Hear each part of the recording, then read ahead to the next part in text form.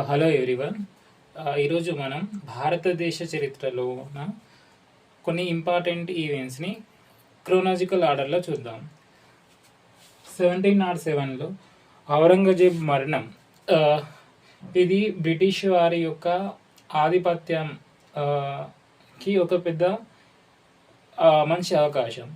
So 1708లో Nanded, మహారాష్ట్రలోని నాందేడ్లో గురు గోవింద్ సింగ్ హత్య చేయబడ్డాడు.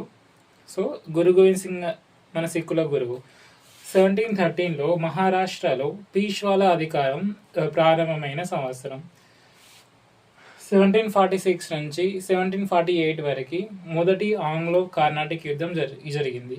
మన అందరికీ తెలుసు ఆంగ్లో కర్ణాటిక్ యుద్ధాలు అనేవి 3 జరిగాయి. ఓకేనా? అందులో మొదటిది 1746 నుంచి 48. సో 1748లో ట్రీటీ ఆఫ్ ఎక్స్లా-చాపెల్. 1748లో ఏం జరిగింది? ఎక్స్లా-చాపెల్ సంధి జరిగింది.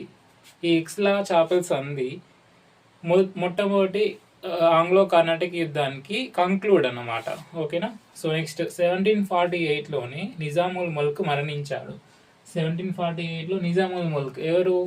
హైదరాబాద్ ఫౌండర్ నిజాముల్ ముల్క్ డైట్ అయిపోయింది. 1754లో 49 నుంచి 1749 నుంచి 54 మధ్యలో ఏం జరిగింది మనందరికీ తెలుసు.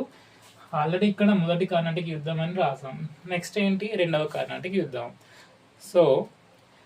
సో మనకి ఈ 1748 నుంచి 50 హైదరాబాద్లో నాజర్ జంగ్ పాలన కొనసాగింది. 1749లో నాజర్ జంగ్ కాలంలో ఏ యుద్ధం జరిగింది? అంబుర్ యుద్ధం జరిగింది. ఓకేనా? 1749లో ఏ యుద్ధం జరిగింది?